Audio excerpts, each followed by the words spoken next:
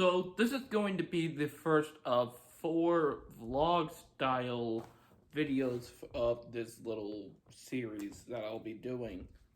You might be wondering, this isn't a horror show at all.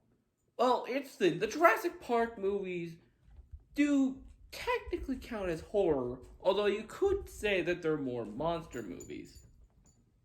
Like Godzilla or King Kong or something like that. I don't know.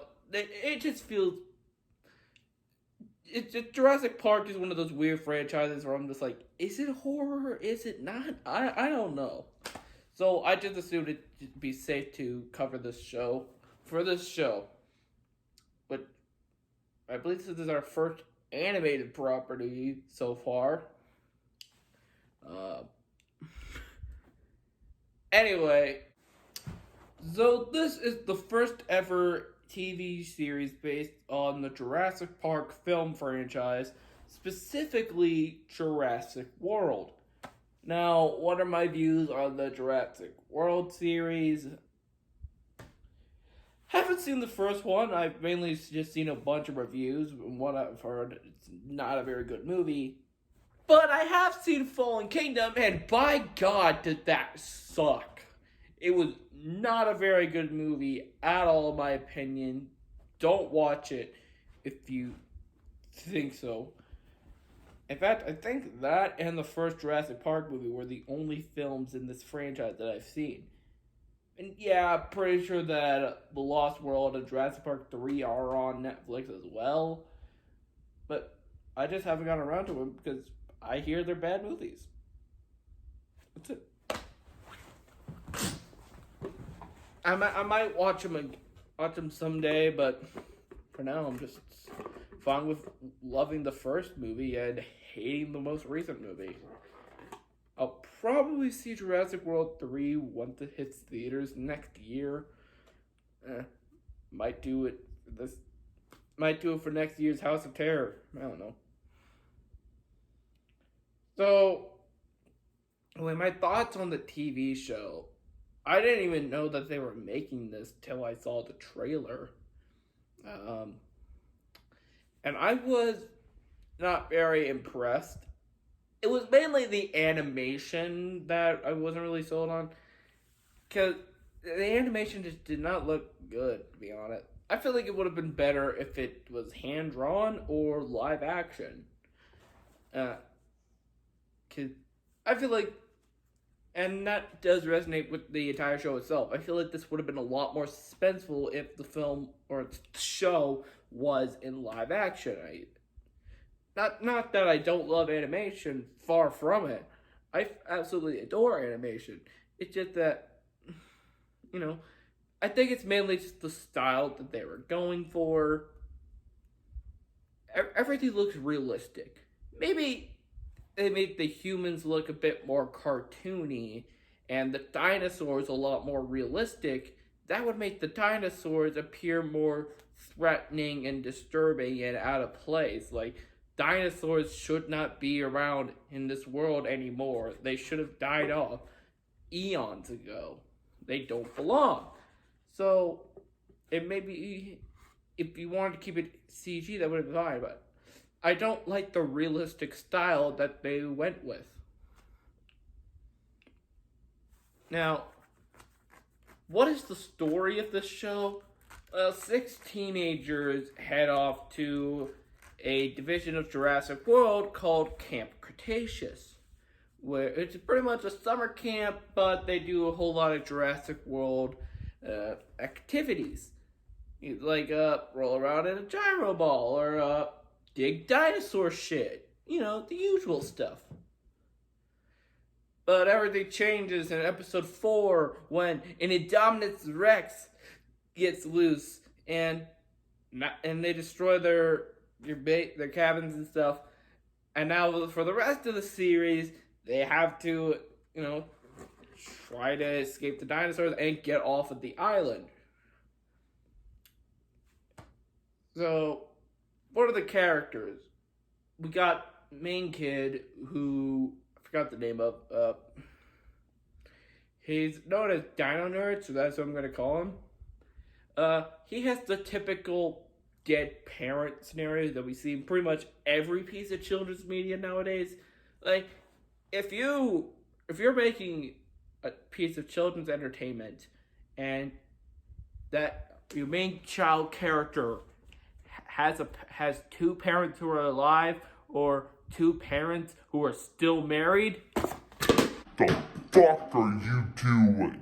he won a trip to Jurassic World, Camp Cretaceous, by beating a video game. Yeah. Yeah, because all the other people who have may have beaten that game, like, were there only like 2 or 3 people that beat it? Because not all the people on the island played the game. Was he the only? I highly doubt that he was the only person in the world to beat that game. And what if you beat it after the trip? What, do you still get a free trip to Camp Cretaceous? So then you have the influencer character whose name is Brooklyn. Yeah, I remember half of the names. Her big deal for at least the first half of the show is that she's a YouTuber, or more like an online influencer. But they don't really mention any apps. She's just like, she's famous on the internet. And for the first half, she's constantly vlogging her experience at Camp Cretaceous. And she's constantly getting herself into trouble just so she can film it and upload it so that she can get views. Which is very reminiscent of YouTube vloggers in the last couple years. I hate this character because I feel like I would actually do this type of crap in real life.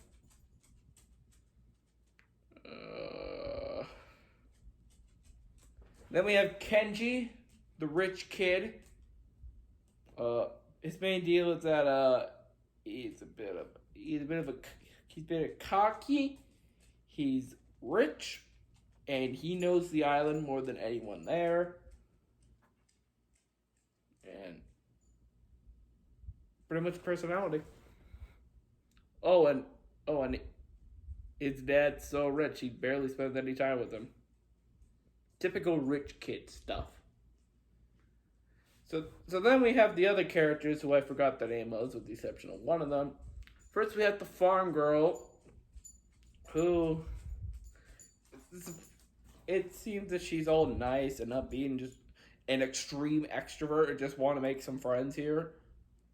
But halfway through the show, it's revealed that she's actually a spy for something that I forgot, so that she can get dino samples and stuff for this company, rental company for Jurassic World, in exchange for helping her family's farm.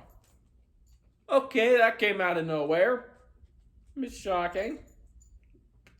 Not expect. But then again, I had zero expectations with this show. Then we have the athlete, who, again, I forgot the name of. She's more the introverted type. And then finally, to round out the main kids, we have Ben, who was the germophobic dweeb who was only sent there because his mom thought that it would be good for him to help face his fears. I find this character a bit annoying. Stupid. He gains a pet named Bumpy, who I forgot what type of dinosaur he was, but it's a standard animal sidekick for the show. Yeah. And as for the adults, we have the 2 counselors who basically do nothing. More than being like, we gotta go save the kids. We gotta go save the kids. I'm cocky. I'm head counselor. Everyone else part of Jurassic World is like, yeah, fuck Camp Cretaceous. They're stupid. We don't care about the kids, man. Like, literally everyone else who is a part of every single division of Jurassic World. Like the scientists and the people who run the park and stuff like. But everyone else is like, yeah, I don't have time for children. like, why do they even have the camp if nobody cares about it? It's just me. This show doesn't really have any human characters from the movie. Well, Blue and the Indominus Rex do make appearances. Hey, stop it. And the main female character, Claire is mentioned, but she doesn't show up. The only human character from the movie who actually shows up in this show is Dr. Woe or Dr. Wu, whatever his name is, who was in Jurassic Park and Jurassic World. Yeah, he makes an appearance in episode 2 and then is never seen again.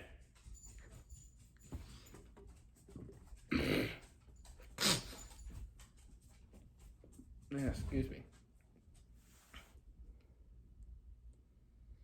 So, I don't really have a whole lot to say about this show aside from that. The kids are okay. The animation, when it's the whole lie reveal thing about the farm girl being revealed as a spy, everyone gets all mad at her for the next few episodes, but by the final episode, everyone's like, "Hey, we cool." So, yeah. Oh, but at the beginning of the final episode, which is episode 8, they do a fake out by attempting to kill off Ben.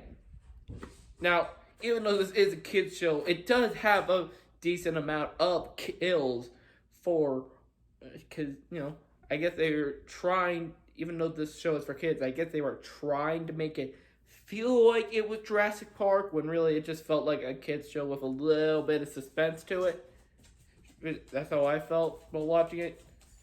Or at the beginning of that episode, they made to think that they had the balls to kill off one of these children, and I was like, "Holy crap! They're really killing this kid off." Even the movies didn't have the balls to do this. But then, like less than a minute afterwards, I was like, they don't have the balls to do this. They didn't kill him off. And what do you know, right at the end of the episode, it's just like, ha, ha, ha, we're a kids show. We can't kill any main characters. Ha, ha, he's alive. Look at his figure twiggle. Speaking of the end of the episode, so the island is about to get evacuated. Everyone's leaving. So, and the counselors are like, "Hey, we gotta wait. We gotta go find these kids."